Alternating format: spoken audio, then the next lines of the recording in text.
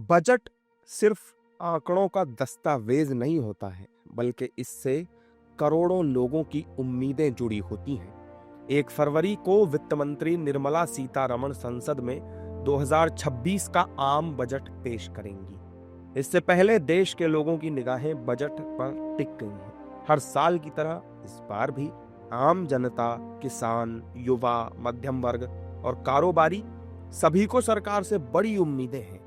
महंगाई, बेरोजगारी और बढ़ती रोजमर्रा की जरूरतों के बीच ये बजट देश की दिशा तय करने वाला माना जा रहा है। इस बजट को लेकर आम जनता का कहना है कि सरकार को महंगाई कम करनी चाहिए और युवाओं को रोजगार देना चाहिए। सिलेंडर सस्ता होना चाहिए, सोना चांदी सस्ता होना चाहिए। आदमी कैसे बनाएगा, कैसे खाएगा, और इधर से किराना भी सस्ता होना चाहिए। भाई आजकल तो ये है कि जगह जगह खड्डे खोद रहे हैं, ये काम बंद होना चाहिए, रोज़गार में होना चाहिए। आम आदमी परेशान है, शादी ब्याह कैसे करेगा। आज मेरे 2 बच्चे, मैं सब्जी बेचता हूँ, कहाँ से बच्चे के लिए सोना चांदी बनाऊँगा। बजट को लेकर सिर्फ आम जनता में ही नहीं बल्कि पेंशनर्स को भी काफी उम्मीदें हैं। उनका कहना है कि बढ़ती महंगाई पर सरकार ध्यान दे। हम लोगों को जो भी पेंशन मिलती है वो उस पर जो है इनकम टैक्स कटना ही नहीं चाहिए, लेकिन इसमें भी जो जिन पेंशनर को तनख्वाह पेंशन ज़्यादा मिलती है उनसे इनकम टैक्स की कटौती की जाती है।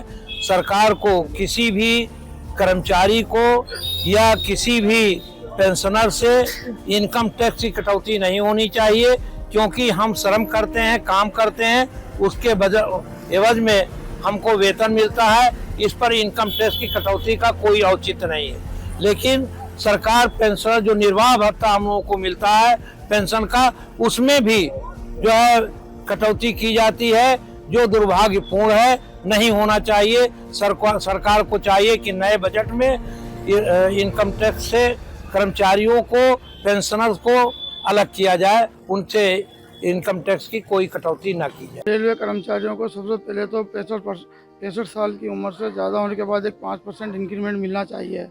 उसके बाद में जो कम्यूटेशन राशि जो 15 साल में कटती है वो कम से कम 12 साल में होना चाहिए, क्योंकि ब्याज दर बहुत कम हो गई है। और जो मेडिकल अलाउंस 1000 रुपये मिलता है वो कम से कम 3000 होना चाहिए। आजकल की महंगाई के देखते हुए डॉक्टरों की फीस वगैरह, दवाइयाँ सब कुछ महंगी है। यह होना चाहिए कर्मचारियों के लिए, और कर्मचारियों को विशेष ध्यान देना चाहिए। बजट 2026 को लेकर व्यापारियों ने भी सरकार से काफी उम्मीद लगा रखी है। व्यापारियों के मुताबिक सरकार को व्यापार और कारोबार करने वालों के लिए राहत का ऐलान करना चाहिए। आने वाले समय में बजट से बहुत राहत मिलने वाली है। अभी तक जो राहत मिली है उससे ज़्यादा उम्मीदें हम लोग लगाए बैठे हैं। हम व्यापारी लोग आपस में सलाह मशविरा भी करते हैं कि बजट से बहुत राहत मिली है। किसानों को भी सरकार ने राहत दी है, 2-2 हज़ार करके 3 बार किस्त देती है। उससे उनके बच्चों की पढ़ाई लिखाई और उनका भी काम चलता है। आने वाले समय में किसानों के लिए ट्यूबवेल और सोलर पंप ये सब छूट पे मिल रहे हैं। सरकार जो है इससे वंचित नहीं होने देती है किसानों को, और व्यापारियों को भी आने वाले समय में बजट से काफ़ी राहत मिलने वाली है। इससे जो है सरकार को भी फायदा है और किसानों को भी फायदा है।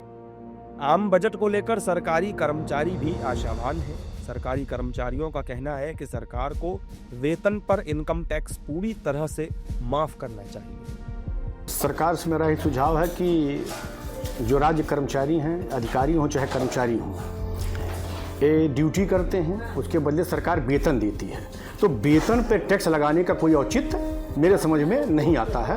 लेकिन सरकार इस पे भी टैक्स लगाती है और वसूलती है। तो मेरा सरकार से ही अनुरोध है, केंद्र सरकार से, कि इस पे टैक्स, इस जो बजट में टैक्स समाप्त करें, टैक्स न लगावे।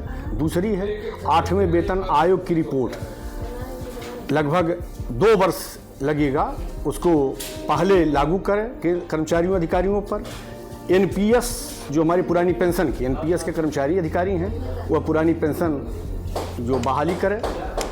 और संविदा आउटसोर्सिंग की जो सरकार नियुक्ति करती है, बेरोजगारी के साथ यह छल है, इस पे सरकार जो है रोक लगावे। नियमित नियुक्तियां देश में लाखों पड़े हों, उस पर नियमित नियुक्तियां करें। वहीं टैक्स एक्सपर्ट्स का कहना है कि सरकार को टैक्स पेयर पर लगने वाले बोगस टैक्स को लेकर भी गंभीरता से विचार करना होगा। सरकार को कहीं ना कहीं एक जो पहले प्रक्रिया थी करस्पॉन्डेंस प्रक्रिया पत्राचार द्वारा, इसको अगर चालू करेगी तो जो मिसलेनियस टैक्स हैं वो नहीं आएंगे और इनकम टैक्स में इस बार बहुत बड़ा परिवर्तन होने वाला है। जाहिर है कि पिछले बजट में केंद्र सरकार ने 12 लाख रुपए तक की इनकम को टैक्स फ्री कर दिया था, जिससे मध्यम वर्ग और नौकरी पेशा लोगों को बहुत राहत भी मिली थी। इस बार भी ये वर्ग सरकार से और छूट की उम्मीद कर रहा है। अब देखने वाली बात होगी कि सरकार इन उम्मीदों पर कितना खरी उतरती है।